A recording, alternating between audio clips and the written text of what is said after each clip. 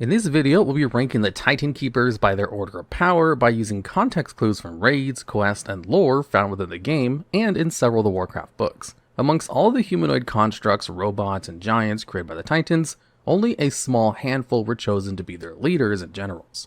These special few are the Keepers, and each of these beings were infused with the power of a Titan itself. The Keepers led the assault on the Black Empire in the ancient days of Kalimdor, oversaw the forging and remaking of Azeroths to the Titan's will, and have had many interactions in the lore between notable figures of Warcraft as well as the players themselves. With that being said, let's jump right in. And starting at number 10, we have Darkkeeper Aedis, who sided with Sargeras and his war against the Titan Pantheon. There was virtually nothing known canonically about any of Aedis' prior history or his lore. Was Darkkeeper Aedis actually a Titan Keeper on Azeroth millennia ago? Or perhaps maybe he was stationed on some other planet before, and that's why no one has ever heard of him before. In the game, Darkkeeper Aedis can be found as a mini-boss before the Titan Agramar, and Agramar himself serves as the second to last boss in Antorus, the Burning Throne, which is the last raid of the Legion expansion. Even though Aedis is number 10 on this list, and would seem to be the most boring, he actually has an interesting tidbit of information. During the 7.3 PTR, Aedis was actually a world boss in Argus. It's unknown why Aedis was scrapped and turned into a forgettable mini-boss trash, but with Argus being so packed with rares and obstacles in the open world, in addition to the unforgiving terrain, perhaps it was for the better. Even more interesting, however, is what the world boss description for Aedis said in the adventure journal in the 7.3 PTR. The little blurb of information by Aedis was as follows. Not all of the Titan's creations chose to side with the Pantheon when Sargeras began his burning crusade. One such loyal subject, Keeper Aedis, went on to serve the Dark Titan as Herald, announcing the destruction of countless worlds. Whether this little gem of lore was left out for gameplay reasons, or because it would raise more questions than answers, remains unanswered, and will probably remain so. Before moving on to number 9, there are two interesting things to make note of when it comes to Aedis. First, it seems Aedis is not the only Dark Keeper, as there is another similar enemy in Antorus called Tarneth, although his title is just Keeper of Fire, and seems to be nowhere near as interesting as Aedis. The second thing to note is that it sounds like Aedis was originally meant to be some sort of cosmic herald of doom for worlds. This has an interesting connection to the modern story of the game. Another Celestial Harbinger has again popped up in the story, albeit this time with Xal'atath in the War Within expansion, where she is given the title Harbinger of the Void. So if I had a nickel for every time there's been a Celestial Harbinger of Doom, I'd have 2 nickels, which isn't a lot, but it's weird that it's happened twice. Since so little is known about Darkkeeper Aedis, we can truly only speculate on his power levels, so he lands at number 10 on this list. And today's video is sponsored by HelloFresh. If you're like me, you've probably hit that dinner slump where you're cycling through the same boring meals every week. I used to do that too, until I tried HelloFresh. Now I'm actually excited to cook again. With over 50 dinner options every week and a growing selection of market items, HelloFresh makes it easy to stick to your wellness goals without giving up flavor. Whether you're looking for calorie smart, protein smart, quick and easy, or even vegetarian meals, there's always something new that fits your lifestyle. One of the best parts, everything comes pre-portioned with fresh ingredients, delivered straight to your door. So you're spending less time prepping and more time enjoying your food. And when life gets busy, and let's be honest, it always does, you can easily pause, skip, or schedule deliveries. You could even switch up your meal preferences week to week to keep things fresh. Personally, I've saved so much time during the week by just not having to figure out what to make every night. It's honestly a huge mental load off my plate. Oh, and right now, HelloFresh is offering something pretty sweet, free breakfast for life. That's right, you get 1 free breakfast item in every box while your subscription is active. It's the easiest way to start off your day.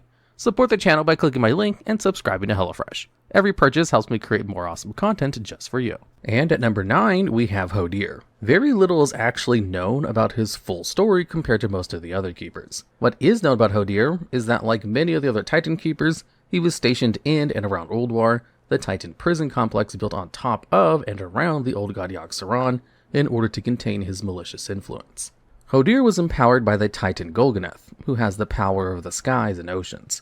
However, before Hodir made his home in the Temple of Winter and became the leader of the Frost Giants, way back when, during the Ordering of Azeroth, Hodir, along with the fellow keepers Thorim and Ra, were the ones to subdue and imprison Alakir the Windlord, who was one of the 4 elemental lords that served as a lieutenant of the Old Gods. Players first encountered the Frost Giants in the Storm Peaks during the Wrath of the Lich King expansion, as well as the reputation faction called Sons of Hodir. Players soon discover that Hodir has been missing ever since Loken's betrayal, but that will be covered in more detail when Loken's place on this list is revealed a little bit later.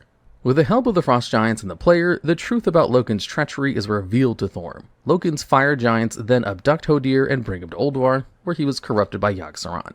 Players knock some sense cold hard logic into him when they fight Hodir as a boss in the Ulduar raid, freezing Yogg-Saron's plans. Hodir was later captured again, but this time by the Burning Legion in the Legion expansion in the Order Hall quest, where warriors have to go free him. Hodir is on the low end of this list for 4 reasons. First, as mentioned earlier, little or next to nothing about how powerful Hodir really is, besides the fact that he managed to help defeat Alakir, is really in the game. Second, some murder hobos were able to bring him back to sanity from an old god's corruption. Third, when Hodir makes his appearance during the warrior campaign in Legion, he simply serves as a champion. You know, the guys you send out on the mission tables.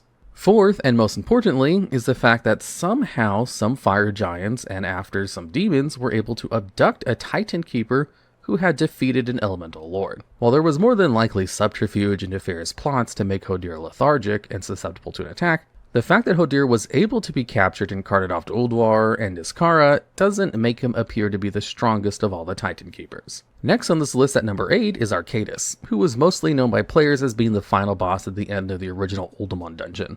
But Archaedas' complete story is far more complex than just that, because he has a lot of lore associated with him. Archaedas was originally empowered by the Titan Khazgoroth, which gave him special powers to wield the earth itself, as well as the ability to forge marvelous objects. Archaedas is such a master crafter and builder that along with the Titan Keeper Mimiron, he helped build the Forge of Wills and the Forge of Origination. Archaedas and Freya were the ones to defeat Therasen, the Earth Mother, one of the 4 elemental lords. It was also through Archaedas that the Titan Khazgoroth empowered Neltharion, who would eventually become Deathwing.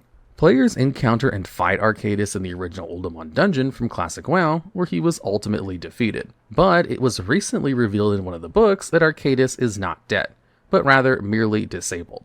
This means Archaedas will probably play a future in WoW story, so he's definitely worth keeping an eye out for. With regard to Archaedas' strength, not only did Archaedas defeat Therasen and built 2 of the most powerful Titan facilities on Azeroth, but he also successfully stole the Discs of Norgannon from the betrayer Loken and carried them to Uldaman with the help of Tyr and Ironaya.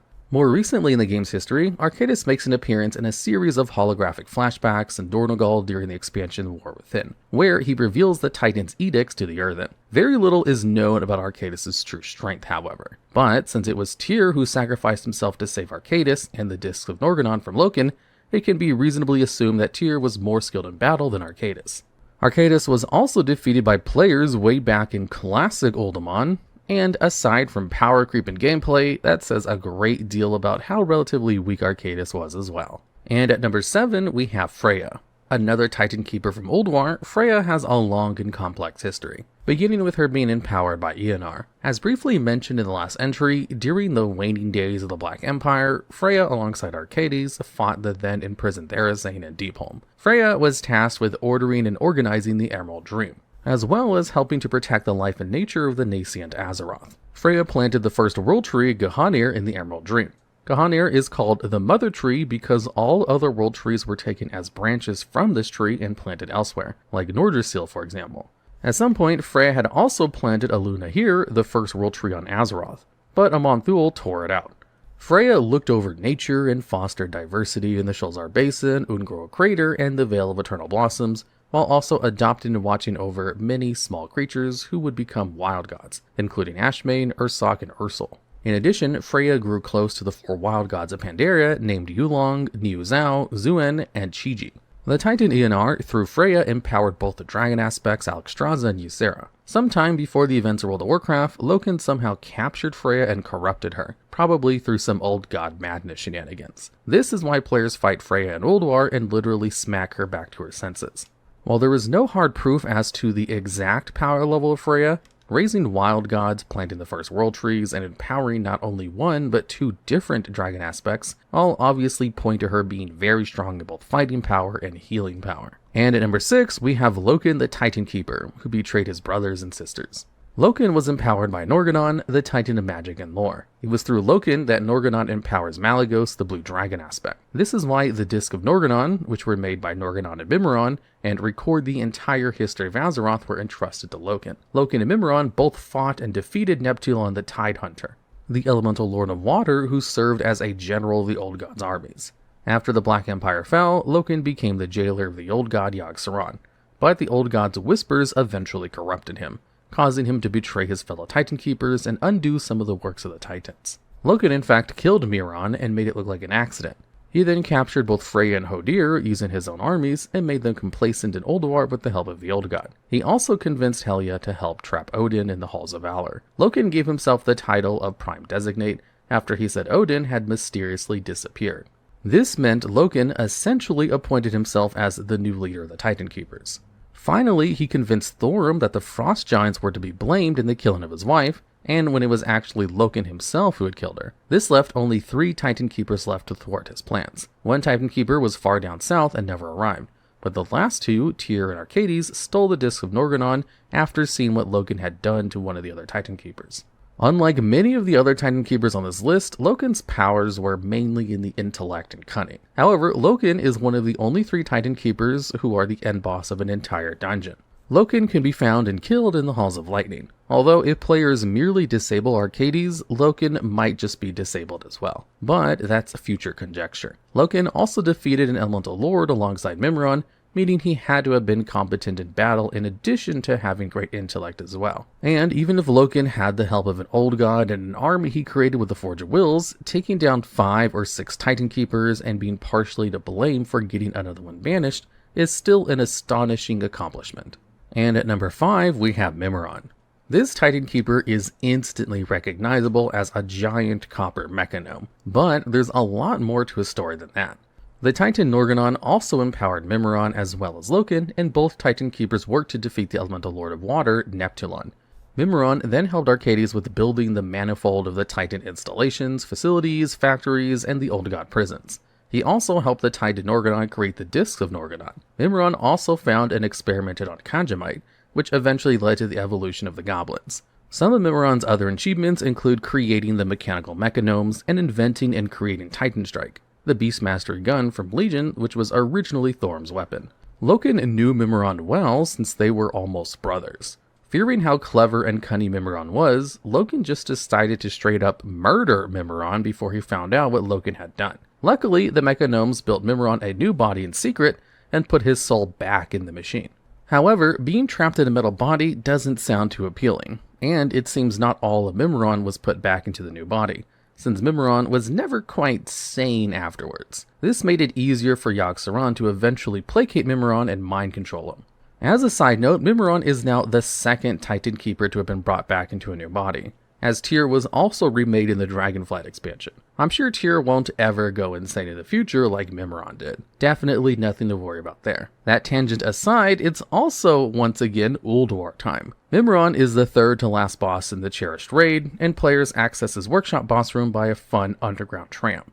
Mimiron's tinkering and engineering are impressive, but also deadly and powerful. Mimiron's strength and intellect were so great that he was the first other Titan Keeper that Loken disposed of. What Mimiron's personality was before he was killed is unknown, but afterwards in his new metal body, he became withdrawn, obsessive, and crazed at times. Because Mimiron is uniquely powerful, but still not totally in charge of his facilities at times, he comes in at number 5 on this list. And at number 4, we have the Titan Keeper Thorim. Thorim was empowered by the Titan Golganath, whose domain was over the air and sea. Alongside Ra and Hodir, Thorim brought down Alakir the Windlord. Thorim was the last major threat to Loken's plans, and their conflict is all the more tragic because Thorim and Loken are both brothers, and their father was Odyn. In Wrath of the Lich King, players help Thorim recover and reinvigorate him after the death of his wife, who was named Sif. Sif is the very same Vicruel that Loken had loved and later killed by accident. So if you ever wondered why Yogg-Saron initially appears in the form of a Vicruel woman, well, now you know it's an illusion of Sith used to manipulate Loken and Thorim. Fearing Thorim's wrath after having an affair and killing his beloved wife, Loken convinced him that it was the Frost Giants who were to blame for Sif's death. It wasn't until players arrived that the truth was finally revealed to Thorim, shortly before he was taken by Loken's forces back to Ulduar to be corrupted and his memories altered. This is why players fight Thorim in Ulduar, where he utters the often quoted, "I remember you from the mountains" line. Thorim has a few deadly weapons. The first is Hammer Krolmir. The second was the gun Titan Strike, which was made by Mimiron for Thorim. This gun later would become the Legion artifact weapon for Beastmaster hunters.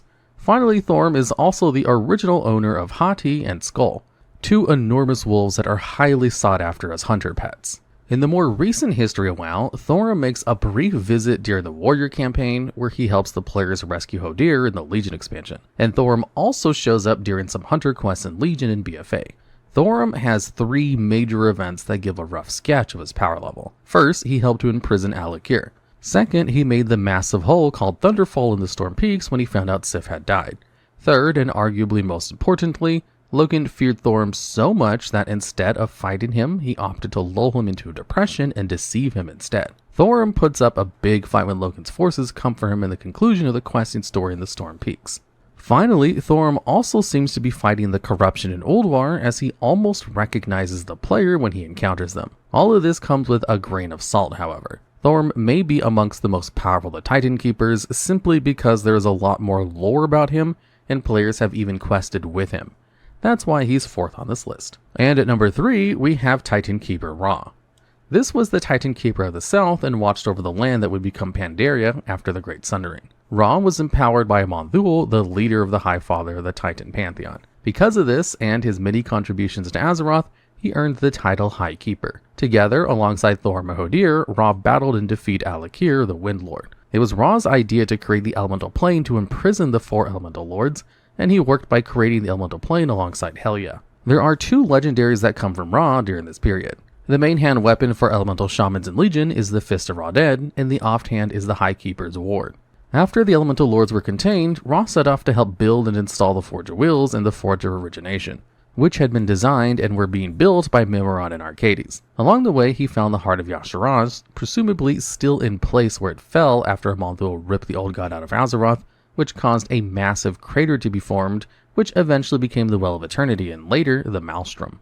Realizing how evil and insidious the Dark Heart was, Ra embarked on a mission to contain its influence and built the Vault of Yasharaz to imprison it. The Vault and the Heart would remain undisturbed for millennia until Garrosh Hellscream opened it right before the events of the Siege of Orgrimmar. After Ra had sealed the Heart, he then went to work on Ahn'Qiraj, the prison for the Old God Cthulhu. Ra had 2 more notable achievements. First, he created the Mogu, and second, it was through Ra that Aman'Thul empowered the Bronze Dragon aspect in Nosdormu.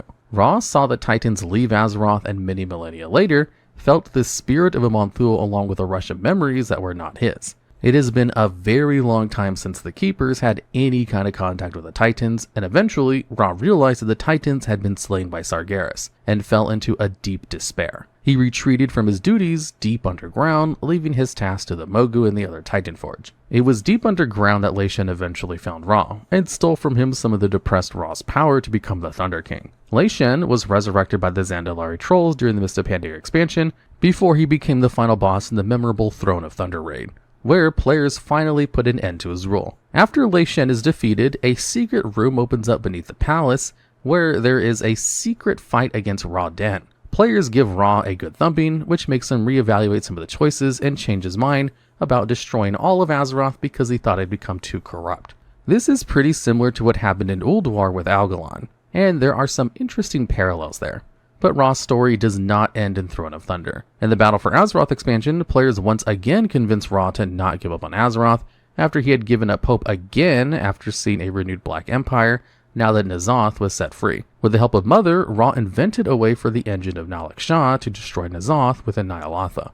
But before he could see it through, he sacrificed himself to stop N'Zoth from invading the Chamber of the Heart. At Ny'alotha, Ra eventually succumbed to corruption, becoming Ra-Den the Despoiled, a boss fight in the raid. There, players fight Ra and eventually kill him. Ra's power levels come from several factors. First, his title itself, the High Keeper, refers to how mighty he was. Second, he helped take out an Elemental Lord, built the Elemental Lord's prisons, and built the prison for the Old God Cthulhu. Third, only a small fraction of his power was enough to make Leishen a God Emperor. Fourth, he helped create a way to defeat N'Zoth and Ny'alotha, and was so powerful that even N'Zoth wanted to control his power, giving some indication of just how mighty he was. These 4 main reasons, along with many others, briefly touched on, is why Ra comes in at 3rd place on this list of the strongest Titan Keepers. And at number 2, we have Tyr. Tyr was infused by the Titan Agrimar, and was a great warrior who wielded the hammer, the Silver Hand, which would later be used by Holy Paladins as their artifact weapon in the Legion expansion. Both Tyr and Odyn fought and subdued Ragnaros the Firelord. Tyr's next achievement was fighting the giant monstrous Galakrond. Although Galakrond bit off his hand, the beast was slain with the help of 5 small protodrakes. Tyr's friend Jotun then helped Tyr replace his severed hand with a closed fist made of silver. Tyr was very impressed by the courage and cunning of the protodragons, and convinced most of the other keepers as well as the Titans to uplift them and empower them. These 5 protodrakes then became the 5 dragon aspects: Alexstrasza, Ysera, Malygos, Nosdormu, and Neltharion. Tyr was also instrumental in creating the Refti, the snake-like Titanforge constructs.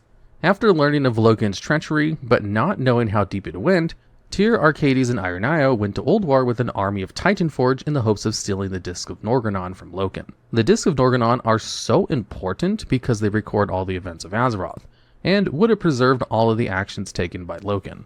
Tyr confronted Loken outside the front of Ulduar, with Archaedas and Iron sneaking inside. With the help of Jotun and some Vykrul, Earthen, and Mechanomes, all 3 managed to escape to what would become the north of the Eastern Kingdoms. Loken was terrified, because he knew if the Titans ever came back to Azeroth and found the disc, he would be killed for sure. So Loken sent out 2 monstrous Cathraxi, named Zakaj the Corruptor and Kithix, who hunt down Tyr and the others and bring the discs back. Tyr told the others to run while he sacrificed himself. Tyr heavily wounded Kithix, who then fled. Then Tyr essentially blew himself up to kill Zakaj the Corruptor. The area where Tyr died would be called Tyr's Fall, and eventually become known as Tyr's Fall. The Tomb of Tyr serves as a plot point for 2 Legion artifact weapons: the Shadow Priests who wield Xalatath, and the Arms Warriors who would wield Stormcar. Additionally, the lore behind the Holy Paladins Truth Guard and Oathseeker are also tied to the events of Tyr fleeing from Loken. Finally, most recently in the story, as of the time of writing this video, Tyr's body was reforged and his essence put into the new body during the Dragonflight expansion. Although he needed some time to himself to catch up on history and observe the world, it's more than likely that Tyr will become part of the story in an upcoming expansion. Given Tyr's major accomplishments, defeating Ragnaros with Odyn, fighting Galakrond, and helping to make the dragon aspects, being only one of 2 keepers who never fell to Loken, seriously maiming a Cathrax and defeating a Cathrax, hopefully it's fairly clear why Tyr is in the number 2 spot on this list. Aside from all of that, Chronicle 1 just straight up says that Tyr was the mightiest of the Watchers. However, this is to be taken with a grain of salt, as some of Chronicles has been changed, retconned, or recontextualized. And finally, at number 1, we have Odyn. Odyn was empowered by the Titan Aman'Thul, and together with Tyr took down Ragnaros. Odyn also devised the plan to capture Yogg-Saron, and was the original jailer of the Old God. Odyn showed so much courage, determination, and leadership while battling the Black Empire that he was given the title Prime Designate by the Titans, which meant he became the leader of the Keepers. Odyn made his home in Ulduar, where he oversaw the various Titan machinery, as well as the important Forge of Wills, which can make Titan-forged armies. Odyn had 2 sons, Thorim and Loken, both of which would also become Keepers. He also adopted Helya, a Titan-forged Watcher, as his daughter.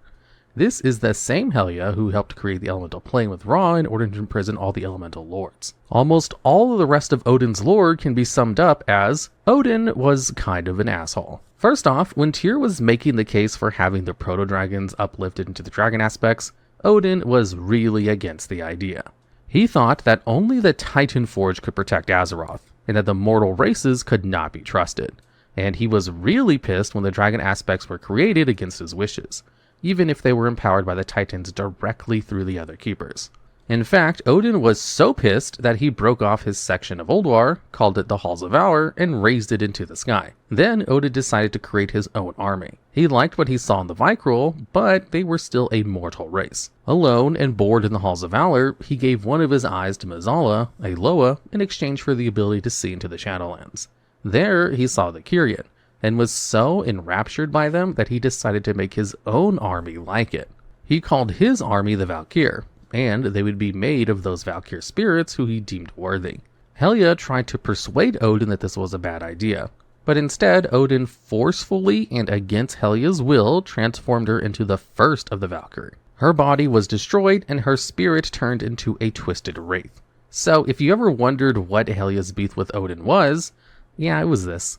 Helia harbored a deep-seated grudge against Odyn until Loken convinced her to finally turn away from Odyn. Loken, working under the will of Yogg-Saron, managed to get Helia to use the same magic she used to make the elemental plane and perform a similar spell on the Halls of Valor, which effectively sealed Odyn away from the world, and he was trapped there. However, Odyn could still leave the Halls of Valor for a short time in the form of a raven or a Vicryll named Havi. It is in this form players interact and quest with him while in Stormheim. Odyn also serves as the figurehead for the warrior class Order Hall in Legion, and is heavily involved in that story. Odyn appeared as the boss in the Halls of Valor dungeon, as well as the first boss in the Trial of Valor mini-raid, where he tests the heroes to see if they're worthy of the Aegis of Agrimar, and to see if they can defeat Helia, respectively.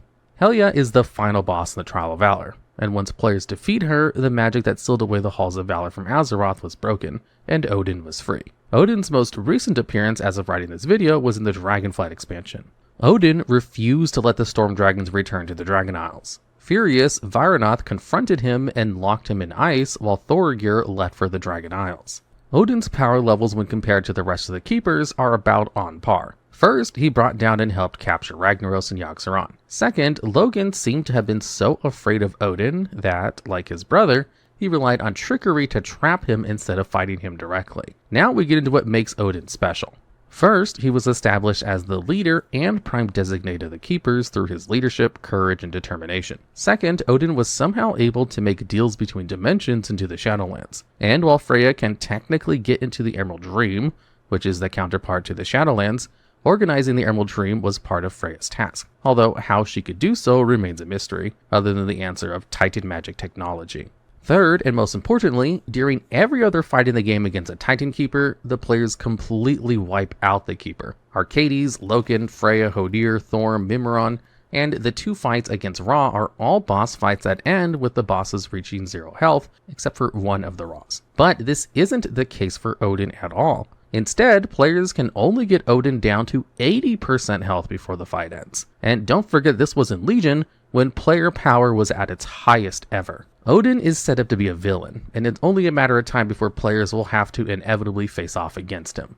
He's done so much bad stuff, he's nigh irredeemable, and he is going to be very pissed when he breaks free of Vyranoth's ice block. We do not actually know the true strength of Odyn, but be warned that he might show some of his devastating powers against the forces of Azeroth in upcoming expansions, particularly in the Last Titan. He is more than likely plotting his revenge already, and Odyn is the last Keeper that players have not fought against as enemies. Not only will players probably have to fight him in the future, but he also might be empowered by some other force by then, making him even stronger than before. All of this is, of course, not including the fact that Odyn was made the leader of the Keepers for a good reason, and that even the Titans agreed to it. If even the Titans agreed he was the leader of the Keepers, it's no wonder that Odyn comes into first place on this list about the strongest Keepers.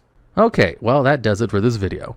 It was a pretty long one filled with lore, but as we mentioned at the beginning of this video, a lot of this lore is being glossed over as there's simply too much of it. It should be noted that Blizzard could always pull some new lore added and say there was an extra Keeper that no one ever knew about or something, which would then presumably invalidate some of the list. But aside from that, it is fun speculating and getting to know how strong the Keepers are, and trying to figure out who will side with the Heroes of Azeroth against the Titans if they ever do return, and do some no-nos to Azeroth. This might become a very relevant plot point in the future expansion, and Tyr wasn't simply brought back because the dragons missed their friend. The pieces are in place, and it's fun speculating about whether, for example, Freya would side with the heroes against whatever the Titans' plans are for Azeroth. In fact, it was this reason why I thought this script would be fun and a cool idea to write about. Anyways, enough of me blabbing away. As always, thanks for watching, and we'll see you all in the next video.